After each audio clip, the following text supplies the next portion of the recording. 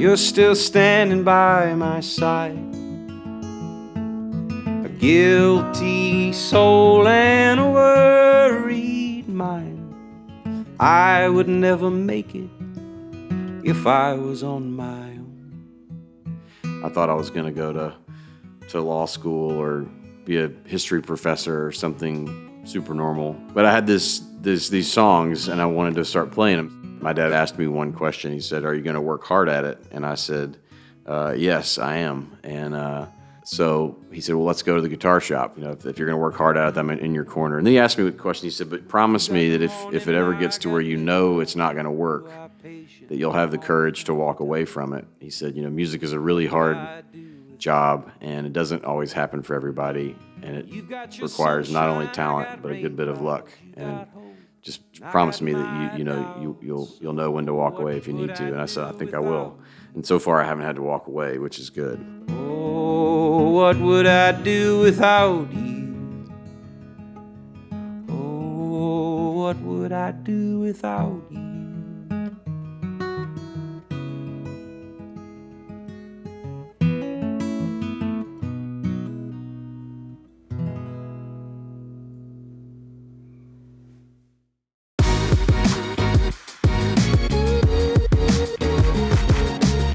This is a creator session that has been a long time coming. For those of you that have been around since the inception of creator sessions, you know the very first session we did with a musician was with Drew Holcomb. We have been on quite the journey since then. The quality of these sessions has vastly improved, and we have since had some amazing creators join us. But that first session with Drew really helped inform what this show would become. This series is really about making creators the heroes of our brand. It's a place where we create space to share the creators who inspire us. A place where you can learn from other creators' successes and maybe even their mistakes. But most importantly, it's a place where hopefully you are encouraged to continue on your creator journey by feeling more connected to the creators that inspire you. Drew has earned a lot of wisdom throughout his career as a musician, and he offers up so much of that during this session. You are going to be reminded that sometimes you need to really lean in to your creative intuition, no matter what you're hearing from those around you. And you'll be humbled to know that sometimes even veteran musicians think about giving up. Keep watching to hear the advice that came from a pretty famous friend that helped him get over that hump.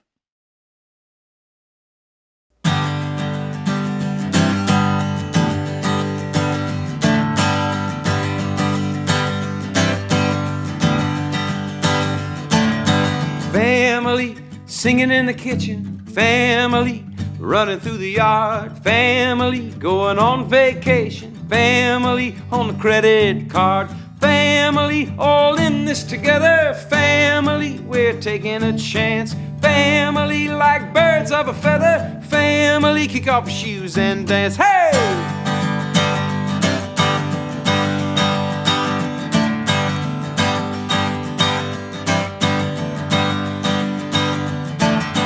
Family on the way to the city, family laughing in the rain, family it ain't always pretty, family can drive you insane, family got the keys to the kingdom, family take it a la carte, family all four seasons, family well bless your heart, hey!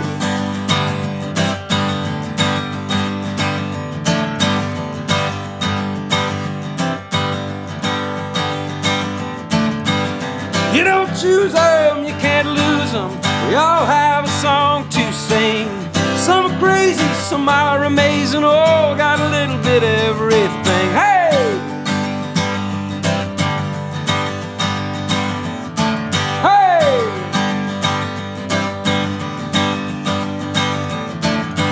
Family, sons and daughters. Family like a photograph. Family baptized in the water. Family put me on the map.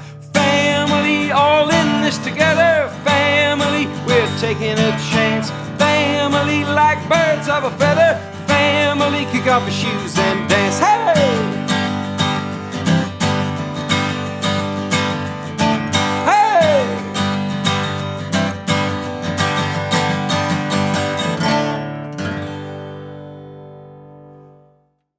So speaking of family, if you hear kids in the background, it's because I have my 3 kids running in the yard. As we all know from our work from home, we've all gotten used to hearing, littles run around. So if you hear some screaming in the background, that's what that is. I'm going to play a bunch of songs today, but one thing I was just in the middle of, I love sometimes when you're in the middle of performing a song, you realize something about it that you didn't know before. And I was looking at the songs I'm going to play, and I realized that 3 of the 6 songs I'm going to play don't even have a chorus.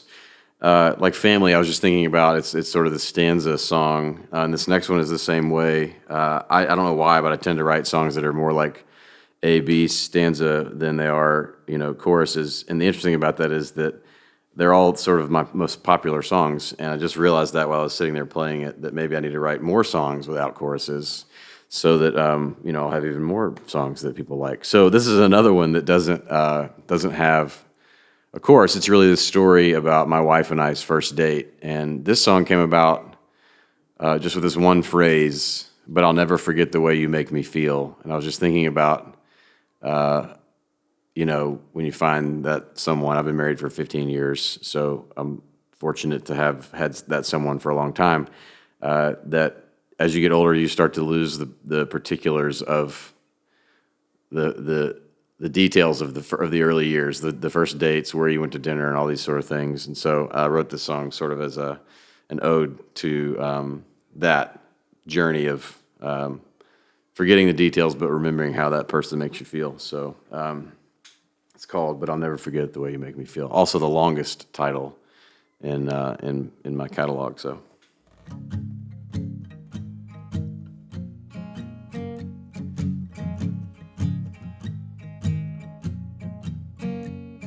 I might forget what you wore on the 14th day of May. I might forget the song she sang that night on the stage. Might forget what you ordered at the Sunset Grill. I'll never forget the way you make me feel. I'll never forget the way you make me feel.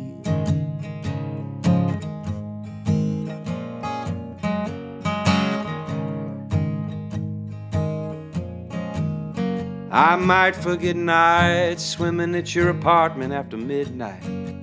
Might forget our trip to Charleston, walking barefoot in the moonlight. Might forget holding you close in the late December chill. I'll never forget the way you make me feel. I'll never forget the way you make me feel. Singing next to me, the high-tone cafe, hoping for a companion to go make some mistakes. We're dancing at Annie's wedding, 2 starry-eyed kids, hoping maybe someday we will grow old like this.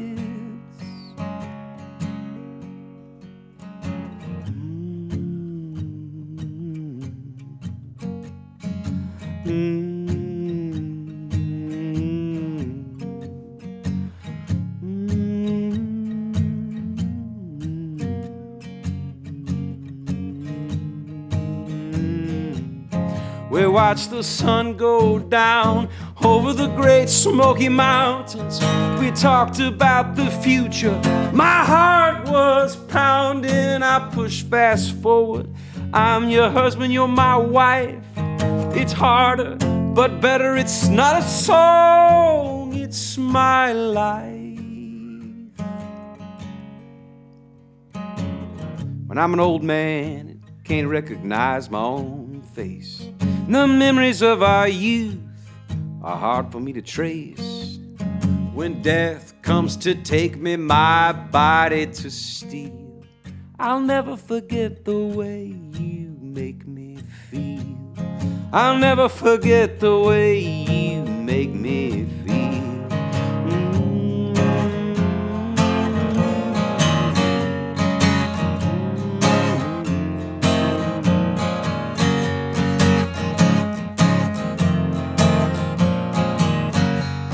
I'll never forget the way you make me feel. I'll never forget the way you make me feel.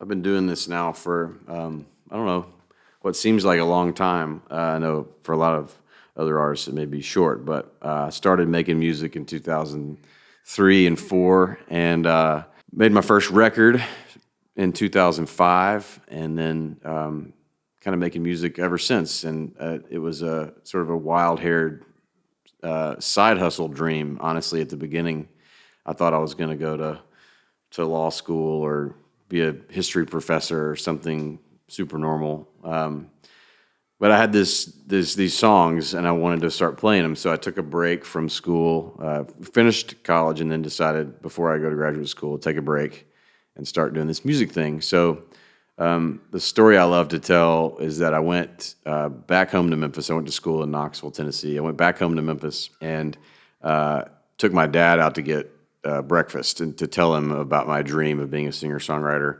And, you know, with my dad was a sort of a music lover, but he's honestly a little tone deaf, and he's a dentist. So a tone deaf dentist gets taken to breakfast by his son to tell him that he just graduated college and wants to be a troubadour.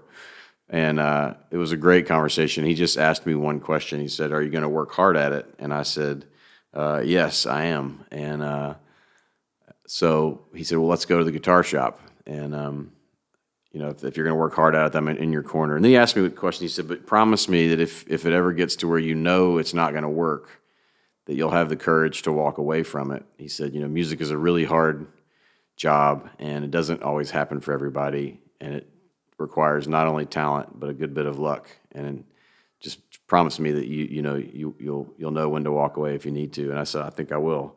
And so far, I haven't had to walk away, which is good. But I've gotten close a few times. But this is a song I wrote about my home, which is Tennessee. I grew up in Memphis, and so we got my parents are kind of in this song. You know, that song I just sang, talking about might forget what you wore on the 14th day of May. 14th of May, 2005, I took Ellie to the Ryman, which you can see all my Ryman posters behind me. I've got a bunch of them here in my studio. All the shows I've seen there, probably seen about 40 shows there. Never would have dreamed that we'd get to, you know, start playing the Ryman ourselves, and now we've sold it out, I think, 5 times, and it's kind of our home venue here in town. So this is for all the folks who believed in us early on, and then all the folks who are out there giving it a go themselves. So the song's called Tennessee.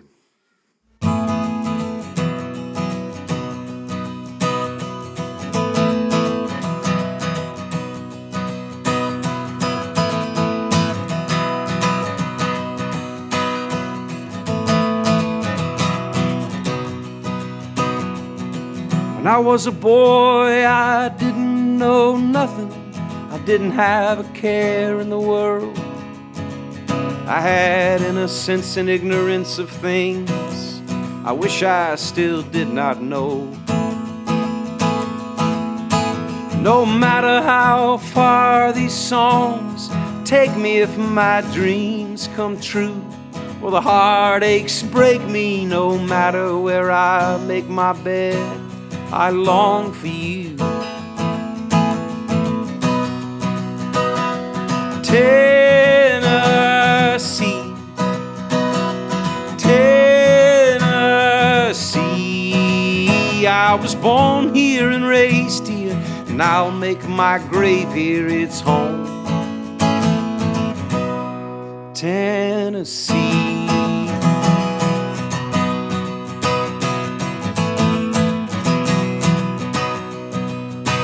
We've all got a story frozen in time, people and places living and dying, heartbeats and breathing. We're just trying to make sense of it all. I am the second born of my mother and father. He's a lion-hearted man, she's a Jesus-loving woman, and no matter how far I roam, I always belong to Tennessee, Tennessee. I was born here and raised here, and I'll make my grave here its home. Tennessee.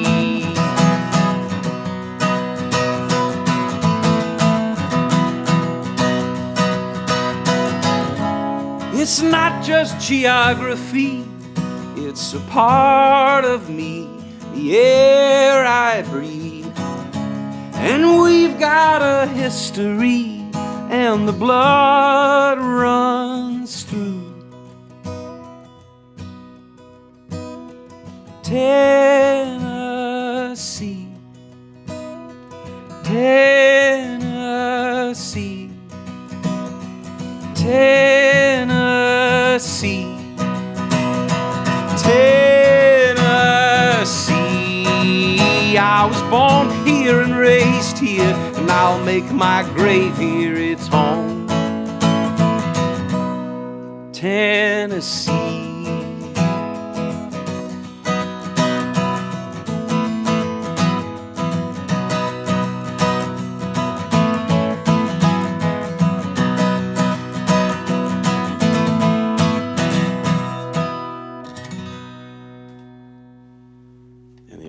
Crowd goes wild.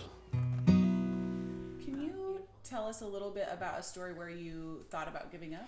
Yeah, I've had a lot of moments where I've thought about giving up for a wide variety of reasons. I mean, you know, the obstacles in a sort of creative profession are pretty vast. You know, a lot of them are financial.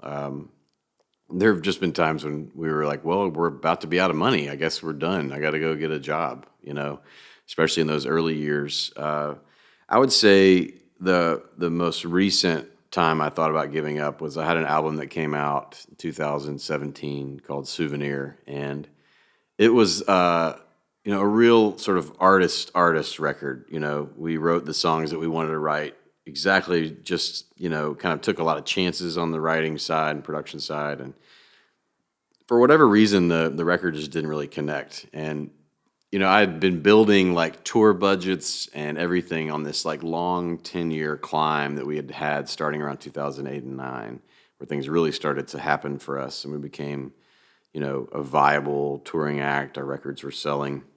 And everything had just been sort of slowly climbing with hiccups here and there, ups and downs. And I sort of assumed that same growth on that record and that tour, and the opposite happened. We had this huge dip where our touring numbers were down 20 to 30% everywhere, and we're trying to put on a, you know, you don't want to let anybody know that because you still got to give it your best.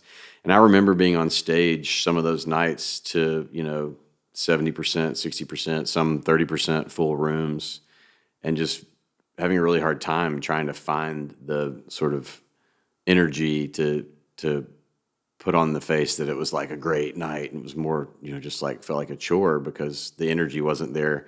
And every time we'd play songs from the new record, people were kind of just like, yeah, cool, play the old stuff. And then also because of that, we were running out of money, and it was like, I guess this is it. You know, I gave it a good 15-year run or whatever, 12-year run, and this is how it ends, you know.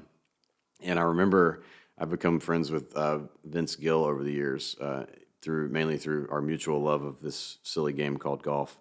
And I was telling him about this, you know, and he's like, he just real like matter of fact, this is a 40-year, you know, veteran of the music business. He said, "Oh yeah, some of my favorite records nobody cared about. You just got to make another one." And it was just the most like haphazard, you know, response to this reality of being still a young artist, having your first sort of like down moment. And it was a great reminder. And so that's what I did. It was I doubled down on the work. There's only certain things you can control, and one of those is your work. So I would usually write like 30 or 40 songs in like a 6-month period of time, record them, put out a record, tour it, and then wait until that season was over to start writing again. And so instead, I just started writing 2 or 3 days a week for 2 years straight, and then followed up that record with what's been my most successful record to date, which is a record called Dragons. And that was a really sort of interesting season for me. And really, I've come out of that season and taken a different turn. You know, a lot of people have been asking me, so have you been writing songs like crazy, being home? And I'm actually like, no, I haven't. It's been kind of nice. For the first time in my, you know, creative work, I've just kind of let myself breathe, and I haven't written very many songs at all. And it's been kind of nice. I'm just now starting to write the things I am writing. I'm really proud of. But speaking of new songs, I do have one song I'd like to write that I wrote that I'd like to play for you guys that I wrote during sort of the stay-at-home period that we've all been in. It's a song I wrote about being sort of pent up in the house, and it's got a fun story. I was sitting with my producer who was in our sort of pod, and we're sitting there, and we decided we're going to write a song. I had not written a song in like 6 months at this point, and he's got all these RV brochures on his table, and I said, "What's going on with all the RVs today?" He said, "Well, the kids are doing school from home, and we just think maybe we're going to take a road trip and it's just be fun." And I just sat back in the chair and said, "Oh man, I need to go somewhere." And he sat up and goes, "That's our song. I need to go somewhere." And so we wrote this song and put it out a couple of months ago, and it's kind of a fun one. Proud of it. It gets sort of wordy, so if I forget some of the words or lose my breath, you'll know why, because there's more words in this song than probably any other one I've ever written. So, all right, here we go. Still stuck in this house with a mind full of doubts. Tired of staring out the window. Eating too much, drinking too much. Tired of watching the grass grow. Channel 2, Channel 3, back to Channel 2. I watched everything in my queue. So put me on a train, I don't care where it's going. Fly me on a plane, maybe out to Wyoming. Need an RV, no plans, just you and me. I need to go somewhere. Still watching the rain, the kids are driving me insane. Another Groundhog Day routine. Stuck in my head, existential dread. What in the world does it mean? Month 2, month 4, can't take it anymore. I got to get my feet out the door. So put me on a train, I don't care where it's going. Fly me on a plane, maybe out to Wyoming. Need an RV, no plans, just you and me. I need to go somewhere. I need to go somewhere.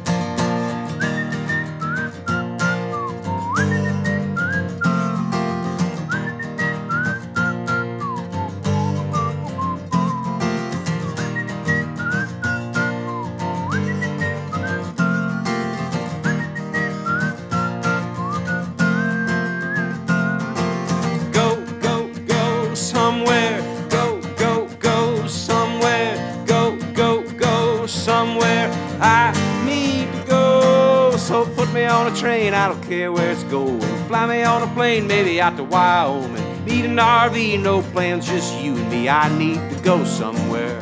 So put me on a train, I don't care where it's going. Fly me on a plane, maybe out to New Orleans. Help me find a Cadillac, I'm Jack Kerouac. We're riding a bike like Dick Van Dyke. Hyperdrive to Alderaan like Han Solo. I don't even care, just anywhere the wind blows. Helicopter, moped, golf cart, minivan. Skateboard, cruise ship, submarine, DeLorean. On a horse and a Porsche, on a boat with T-Pain. Swim like a mermaid, maybe all the way to Spain. Listen, Karen, I'll even ride on my rollerblades. I need to go somewhere. I need to go somewhere. Oh, I need to go somewhere.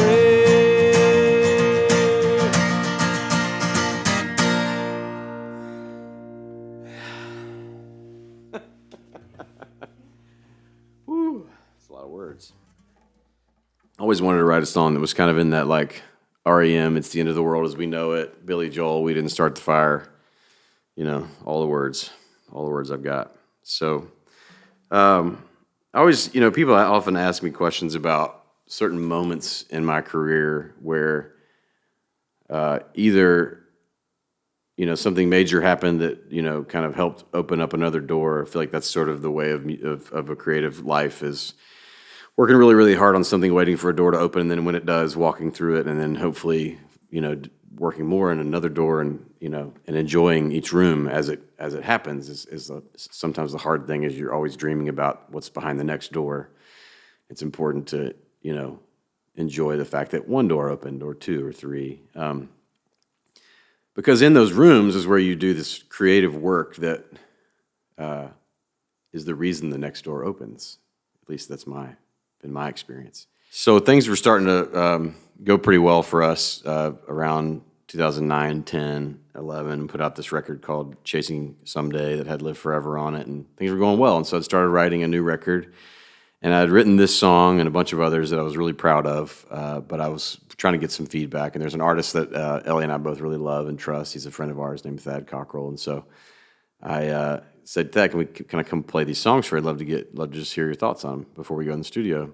He said, sure. So we go over there, and I'm playing a bunch of different songs, and I start playing this song, and I start it like this, Sometimes I wake up with a sadness, and other days it feels like madness. So what would I do without? I started singing real loud. He goes, whoa, whoa, whoa. He just interrupts me, which is, my first response, like, whoa, that's kind of rude. Just interrupted my song. He's like, hold on. And he gets about this close to my face, like 3 inches away. And he goes, sing it to me. Sing it to me like I'm right here. I was like, okay. He goes, no, right now. I was like, okay. Sometimes I wake up with the sadness, and other days it feels like madness. So what would I do without you? And he backed off. He's like, yeah, sing the whole song like that. And I look over, and Ellie, my wife, is crying. She's like, wow, I didn't know you had that part of your voice in you. Because I would always sing everything at like a 10, like a 7 to a 10, always loud. That's how you hit notes, is you sing loud. And so he opened up this whole part of my voice that I didn't know was there, and it really affected the next 3-4 records, and really will affect me forever. So this is that song, which has become my favorite song, and I always tell people, like, this is my favorite song I've ever written, and if you don't like it, I don't really care, because I love it.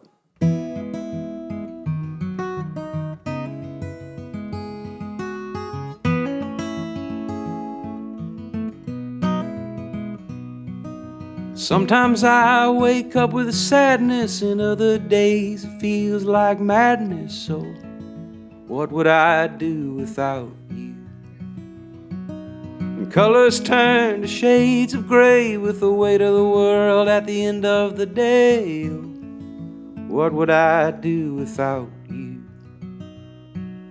A decade goes by without a warning. There's still a kindness in your eyes.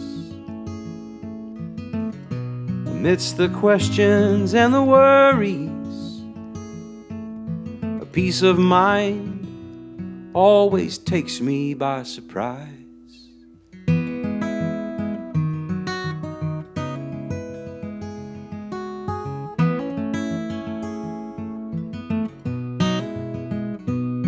And I feel like I'm walking with eyes as blind as a man without a lantern in a coal mine. What would I do without you?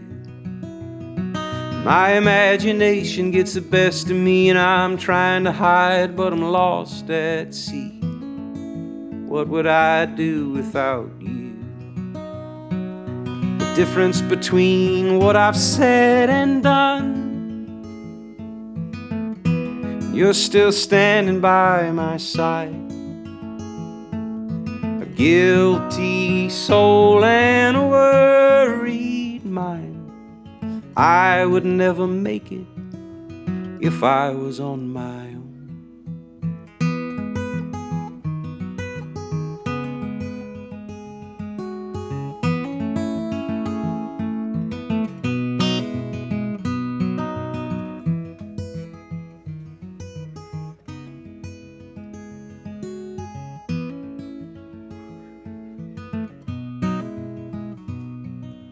You got the morning and I got midnight. You are patient and I'm always on time. What would I do without you? You've got your sunshine, I got rain clouds. You got hope and I got my doubts. So what would I do without you? Oh, what would I do without you? What would I do without you?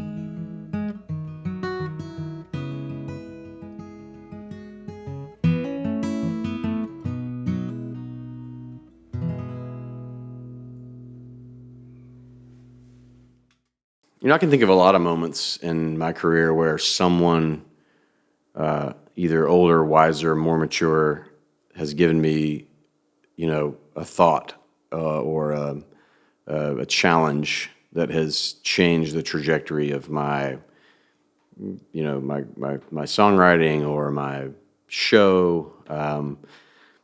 Anything from as simple as I remember my dad, after seeing me play, or maybe it was my mom, she was like, "Hey, the show was great." It was one of my early shows. I was playing this bar, playing a bunch of covers.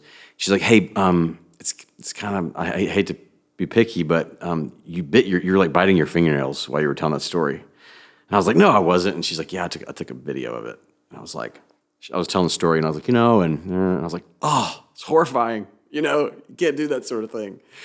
So it's like early days kind of stuff. Then I remember in the studio, learning to play to a click was so hard. Like, you think you're so good at guitar, and I'm just like, let's let me pick a song from, wherever. Let's say it's Shine Like Lightning. It wasn't Shine Like Lightning, but it would have been like, in the past, it would have been like.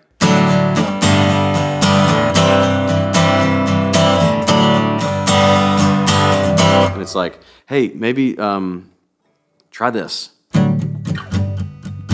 Oh, yeah, Same chords, same strum pattern, completely different. Just like learning about dynamic. And that's the thing that, like, the Thad story is sort of an example of, there's so many parts of being a performer and being a songwriter and then being a recording artist. These are all sort of three parts of what my job is like, the songwriting creative part. There's so many tricks of the trade. Like, one of my favorite tricks of the trade for songwriting is if I'm experiencing, writer's block or sort of a creative blank, I will take a song that I love. Let's say, let me think of a song that I really love, like "Just My Imagination" by The Temptations. So I'll change the music, to something that's completely different and just use the words.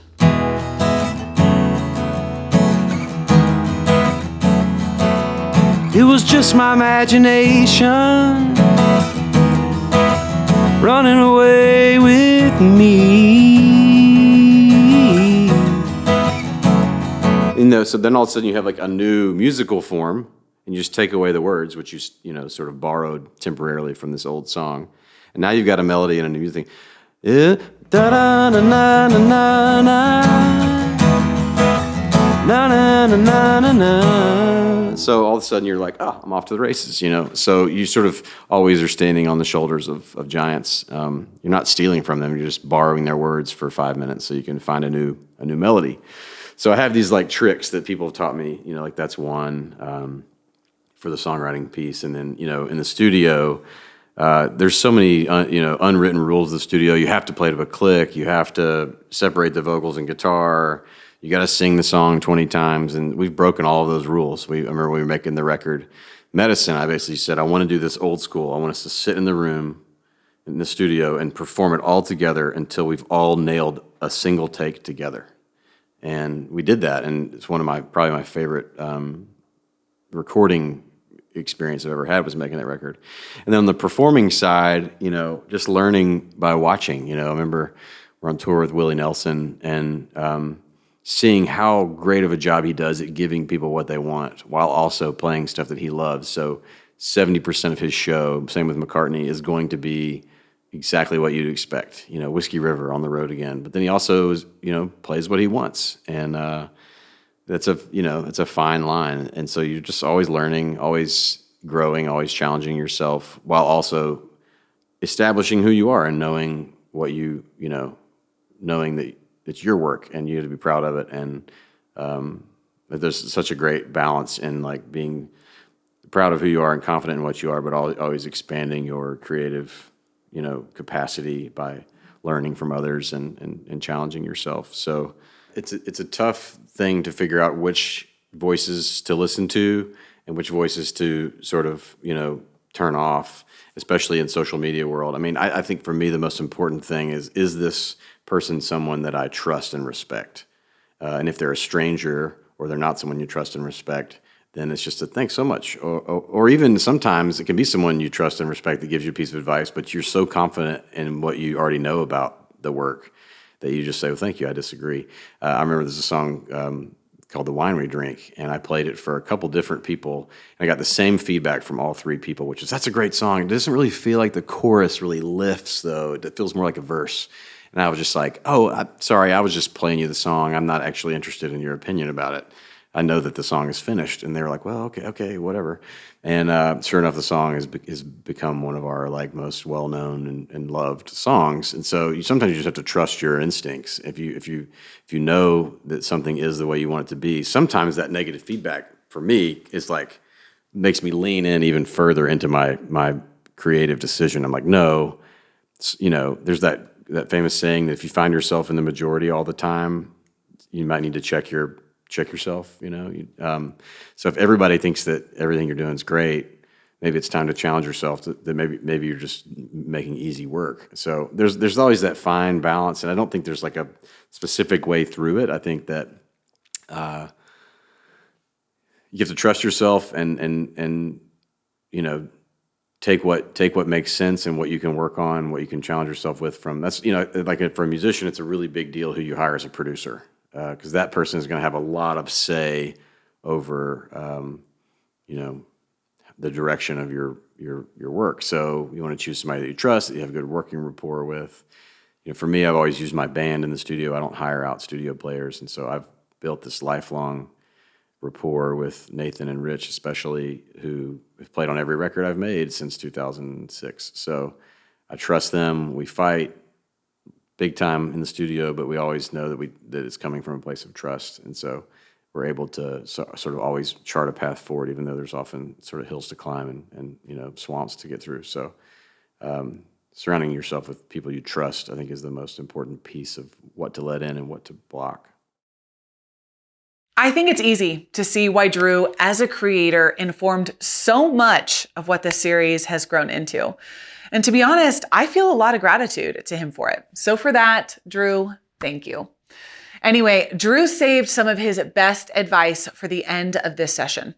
He's about to perform one of his most widely recognized songs, Dragons. And the story he tells next was actually prompted by our storyteller, Issa Adney. Now, to set this up, there is a lyric in Dragons that says, "Don't listen to the critics. Stand up and bear witness. Go slay all the dragons that stand in your way." Friends, this story is why we invest in this series. If you are a creator, listen intently here, because it's these lessons that really make this show worth watching.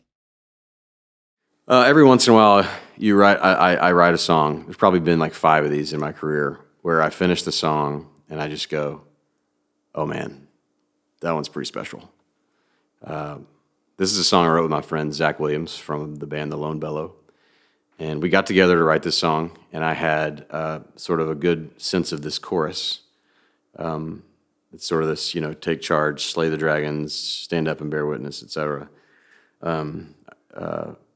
I kind of wanted like a barroom sing-along closer. I've spent a lot of time in Scotland and Ireland over the years, and I love the idea, the like everybody's, singing a big chorus together. But I didn't have like a frame for the song, so I go over to Zach's house and we started talking about our grandfathers. We both had these sort of larger-than-life, big fish style grandfathers who lived these wild and interesting lives, sort of at times mythological in their own retelling of it. But we both have missed them in our lives as they got older and passed away. And so we wrote these verses about this interaction of like having an interaction with the ghost of your grandfather, which we thought was sort of a cool frame for this song. Didn't quite land it there in the writing. We had kind of having a hard time with the melody. So I went home and basically just went to this model of like singing the same melody but an octave lower for the verses, like sort of a Johnny Cash, Chris Christopherson kind of thing, and then just singing the chorus at this elevated, similar melody, but sort of taking it to this whole other level. And so he writes back, and he's like, "Hey, you do know that that's the same melody?" And I was like, "Yeah, totally, but just, do the octaves and try it." He's like, "All right, I like it. So a few weeks later, we had our annual Christmas show at the Skirmahorn here in Nashville, which is the Symphony Center. And I thought, I just got to try this song on the crowd. And so we were like, "Hey, this is a new song. It's probably going to go on our new record. It goes like this." And we play it. And after the first chorus, we get a standing ovation in the middle of the song. And that's the moment I knew the next record I make is called Dragons. And it's been just one of those songs that every time we play, we know we're going to play this song. It's a great one to close with. And I think it's a great one for everybody to hear, no matter where you are, what you're working on, what you're doing. as you sort of, plan your next moves and stuff, to remember, there's a line in there I love a lot. Don't listen to the critics, stand up and bear witness. There's only one you, whoever you are watching this, and no one else can be you, and you can't be anybody else. So, Scott Avett told me that from the Avett brothers. He said, Drew, there's only one Drew Holcomb, and you're the only one who can be him. So go out there and be the best version you can. So passing that along to the next person. Thanks, Scott.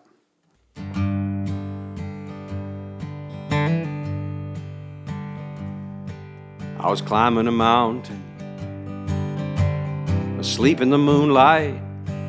The ghost of my grandpa came to me in a dream. As the stars hung above us, he started singing this chorus. He laughed loud as heaven and said this to me: take a few chances, a few worthy romances. Go swimming in the ocean on New Year's Day. Don't listen to the critics, stand up and bear witness. Go slay all the dragons that stand in your way.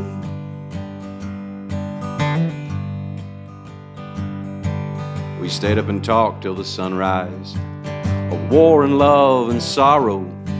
He said, stop spending all your money on forgiveness of sins. Today is all you promised. Don't trouble with tomorrow. He faded into the forest, proudly singing this hymn. Take a few chances, a few worthy romances. Go swimming in the ocean on New Year's Day. Don't listen to the critics, stand up and bear witness. Go slay all the dragons that stand in your way.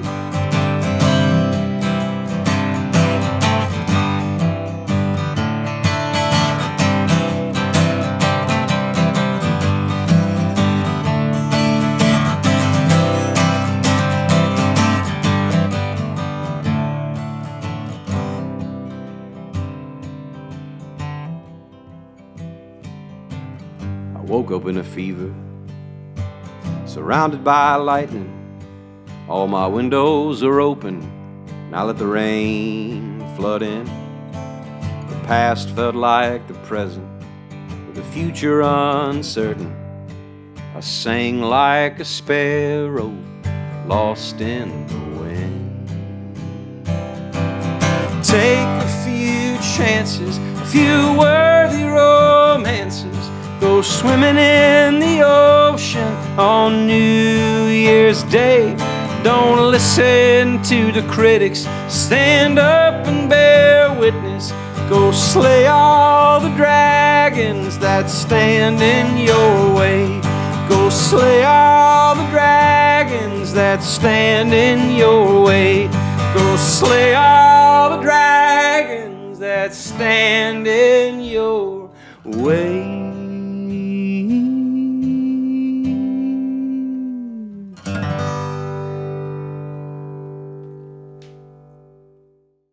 If I had one sort of specific piece of advice to creators, it's a big philosophical thing, but my piece of advice is do this work, whatever it is, because you love it, not because you think it will help you figure out how to be a happy person. Your creativity and your work will not make up for whatever is making you feel like you're not enough.